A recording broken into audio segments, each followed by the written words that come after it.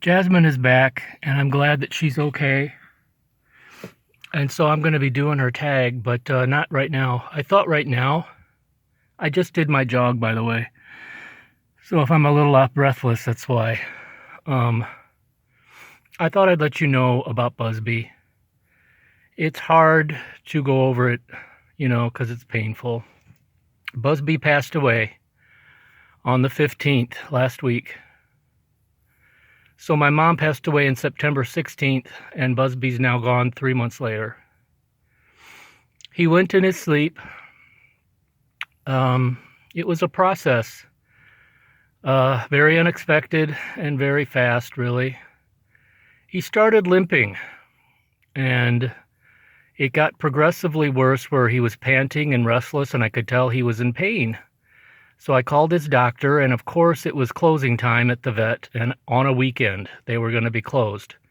So they said if this gets any worse, go to the emergency vet over the weekend. And it did. He got more and more distressed. So I got up in the middle of the night, I think it was like 2 a.m, drove him to the emergency vet. They diagnosed what's called a fluxating or a luxating patella, which in dogs is a slipped kneecap. So I followed up with his vet, and he said no, his patella, his kneecap looks fine, but he suspected that there was something else wrong. He said conformation wrong, and he said he may need sedated exploratory surgery, so call him and to set that up. And he gave him some medications, I think.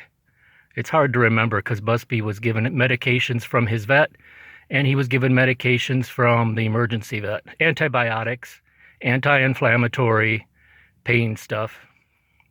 So we went home, and it got worse. He was acting more distressed. Plus, he wasn't eating. So another emergency run in the middle of the night to the emergency vet, and they did x-rays, and they said that they saw a tear in his ACL tendon in the leg to follow up with his vet. So I followed up with the vet. The vet said he didn't think that it was that tear. They wanted to do blood work. So they did blood work, and the results were devastating. He was like in multiple organ failure. He had liver failure or liver disease. He had kidney disease. He had heart disease. His heart levels were the highest and the worst that my vet had ever seen. And he had pancreatitis and anemia. So he said his outlook is not good. I took him home.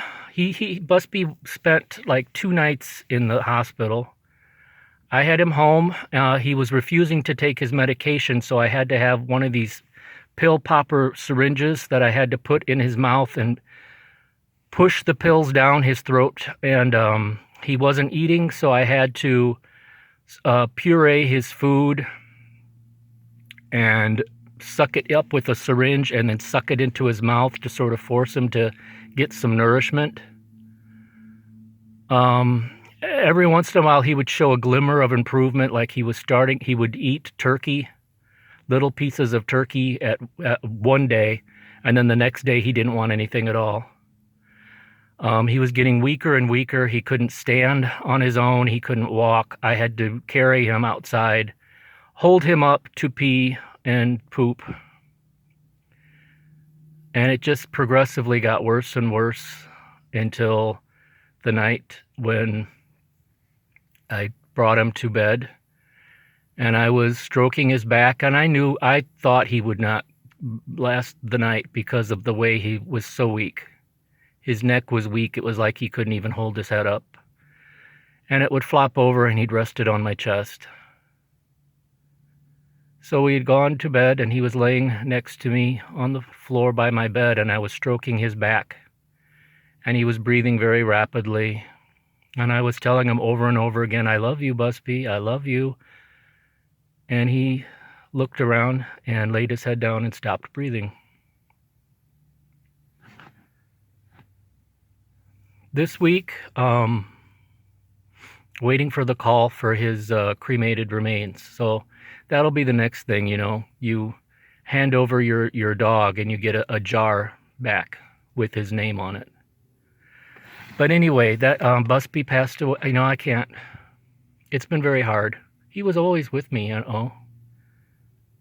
My life's getting very smaller. It's just me and Dad now and the birds.